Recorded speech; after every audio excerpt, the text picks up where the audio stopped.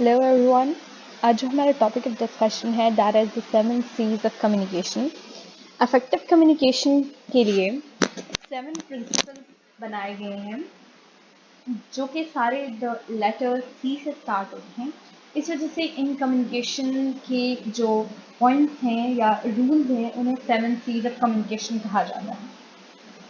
ये rules effective communication के लिए बहुत ज़्यादा इम्पॉर्टेंट है। इफेक्टिव कम्युनिकेशन एक ऐसी कम्युनिकेशन है जो इंटेंडेड मैसेज होता है, जो कि एक सेंडर सेंड करता है, वो कम्प्लीटली रिसीव हो जाए बाय द रिसीवर। मतलब ये कि अगर मैं कोई बात कर रही हूँ तो मैं अपनी बात एक ऐसे वे में कन्वे करूँ आपकी तरफ कि आपको वो बात उसी तरीके से समझ आ जाए जैसे मैं समझाना चाह रही हूँ।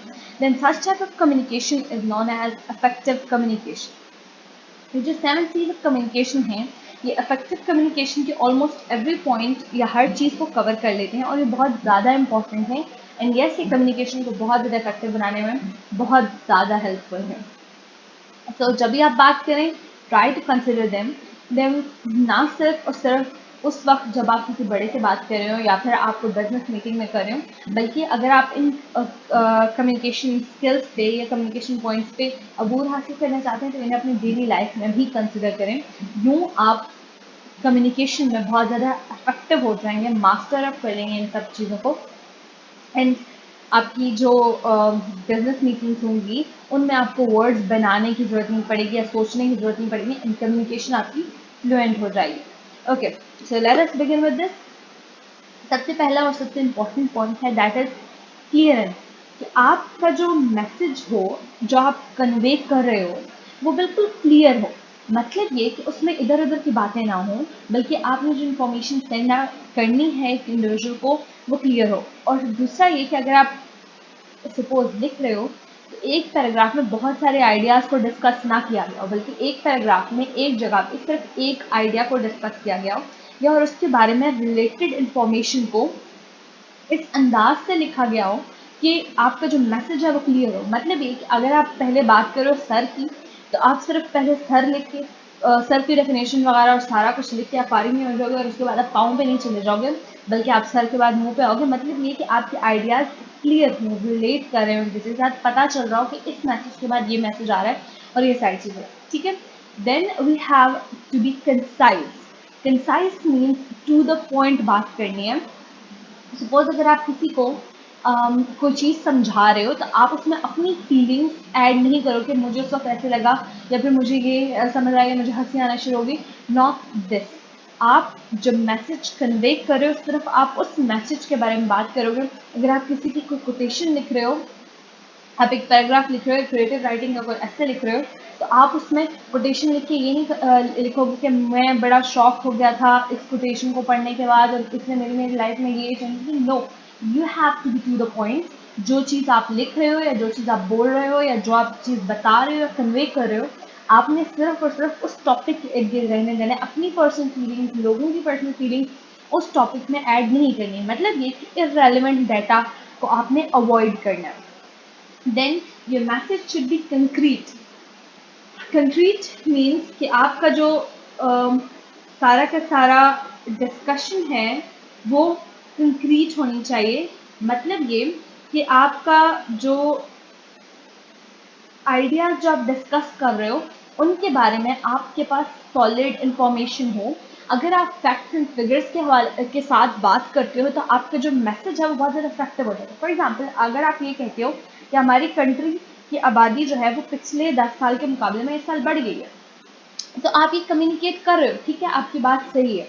लेकिन अगर आप उसी के साथ फैक्ट्स एंड फिगर्स डिस्कस कर लेते हो, सपोज कि अगर पिछले साल हमारे मुल्क की आबादी 2.5 लाख थी और इस साल 3 लाख हो गई है, तो आप यहाँ पर फिगर्स, फैक्ट्स एंड फिगर्स के साथ बात करें तो आपकी जो कम्युनिकेशन इफेक्टिव होगी। मतलब ये कि सामने वाला आपकी बात को कोई वजन देगा, उसको कोई इम्पोर्टेंस देगा।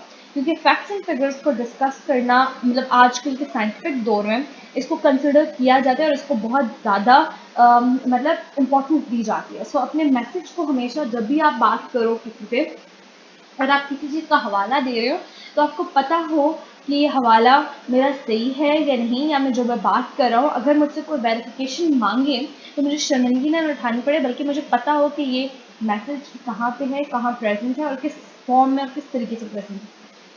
फिर इसी के साथ साथ एक और चीज़ आ जाती है करेक्टनेस, कि अगर आप अब आइडियाज़ वगैरह डिस्कस कर रहे हो तो आपका वो जो आइडिया है वो करेक्ट होना चाहिए। सिर्फ हवाई बातें नहीं होनी चाहिए, शेख चिली की कहानियाँ नहीं होनी चाहिए, बल्कि आपका जो मैसेज है वो करेक्ट हो, बिल्कुल टू द पॉइंट हो एक।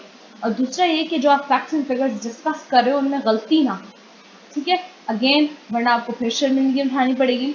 देन कोहेरेंट, कोहेरेंट मीन्स कि अगेन शेख चिली की कहानियाँ ना हो, आपकी बातें sense, they should make a sense, they should be not covering too much of the point, and दूसरा ये कि वो लॉजिकल बातें हों, ठीक है। अगर आप ये कह रहे हो कि आप जो है घर के अंदर आप जो है चार दीवारी में मतलब एक रूम के अंदर गार्डन बनाने लगे हो या फिर आप वहाँ पर जो है वो एक लैंड स्लाइडिंग क्रिएट करने वाले, दिस इज नॉट लॉजिकल, ठीक है। मजाक में तो आप डिस्कस कर सकते हो, लेकिन अगर आप अफेक्टिव कम्युनिकेशन चाह रहे हो, अगर आप चाहते हो कि आपकी लाइफ में आपको सीरियस ले, आपकी बातों को कंसिडर किया जाए, राइट, तो आपको ये चीज़ें अवॉइड करनी है। ऐसे मैसेज या फिर ऐसे वे में आपको कम्युनिकेट करना है जो कि सेंस बना सके। एंड देन सेकेंड थिंग कि कोहेरेंट डजंट मीन या to the point doesn't mean कि आप जो बात के मेन आइडियाज़ हैं वो कट डाउन कर लो। मतलब ये कि अगर आप किसी को बात बता रहे हो कि ये एक लैपटॉप है,